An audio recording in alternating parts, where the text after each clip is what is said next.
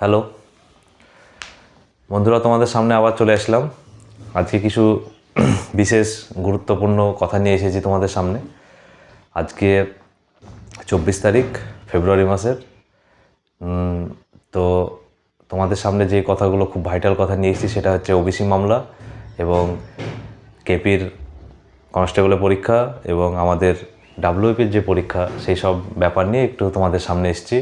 তবে ওবিসি ম্যাটারটা খুব আমাদের একটা ভাইটাল ম্যাটার। ওবিসি ম্যাটারটা নিয়ে মমতা দিদি যে কথাটা বলেছে সেটা তোমরা একটু দেখো।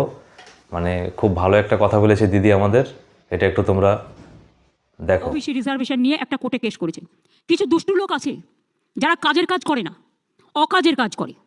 একটা গিয়ে ঠুকে দিল আর ব্যাস ঠকঠকিয়ে বকবকিয়ে সেটা বন্ধ হয়ে গেল। এটা বোঝবার ক্ষমতা নেই যেটা করার ফলে আমার রিক্রুটমেন্ট কয়েক লক্ষ ছেলে মেয়ের আটকে আছে।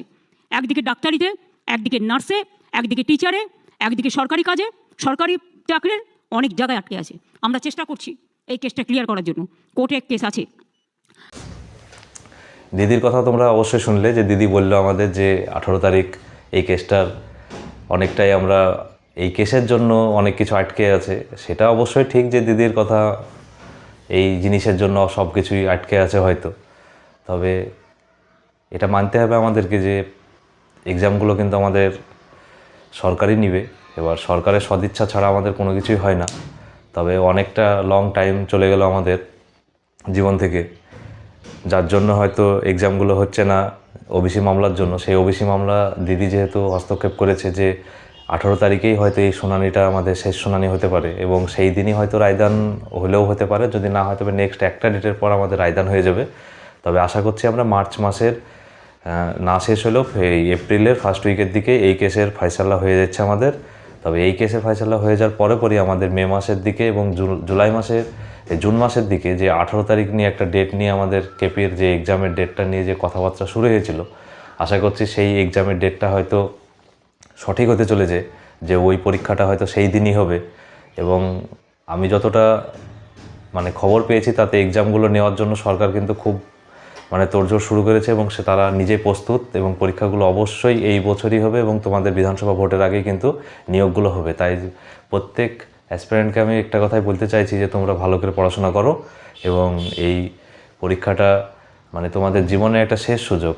হয়তো হয় এই 25-এই হবে, না হলে ধরো কোনো দিনই হবে না। এইরকমই চিন্তাভাবনা নিয়ে একটা পড়াশোনা এমনভাবে শুরু করো যাতে তোমাদের আগামী দিনে যে কোনো এক্সামগুলো, রাজ্য সরকারের অনেকগুলো এক্সাম বেরাবে, সেগুলো আমি তোমাদেরকে আজকে বলে রাখছি।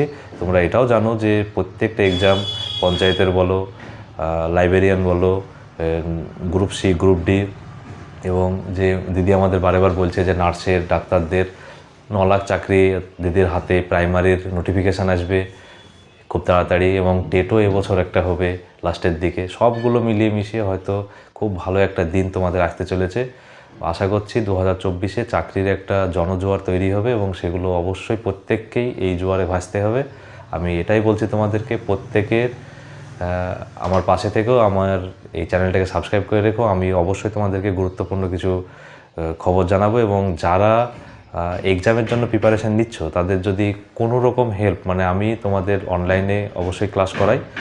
অনলাইন ক্লাসের জন্য যাদের নিতে ইচ্ছুক, ফ্রি অফ কস্ট, কোনো রকমের টাকা পয়সা লাগবে না, সব ফ্রিতে তোমাদেরকে যে কোনো কোর্সের আমি অনলাইনে এক্সাম অনলাইনের প্রিপারেশান দিই আমি অনলাইনে।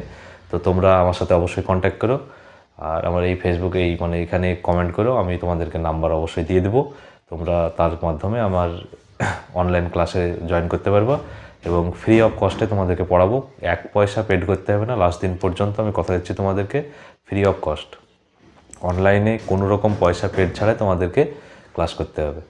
এবং যারা সত্যিকারে পড়তে চাও তাদেরকেই, আমি একজন ম্যাথের টিচার, আমি সেহেতু বলতে চাইছি তোমাদেরকে যে সবাই তোমরা পড়াশোনা করো। পড়াশোনা করলে বিফলে যাবে না, অবশ্যই তোমাদের কিছু না কিছু একটা হবে। ভালো থেকো, সুস্থ থেকো।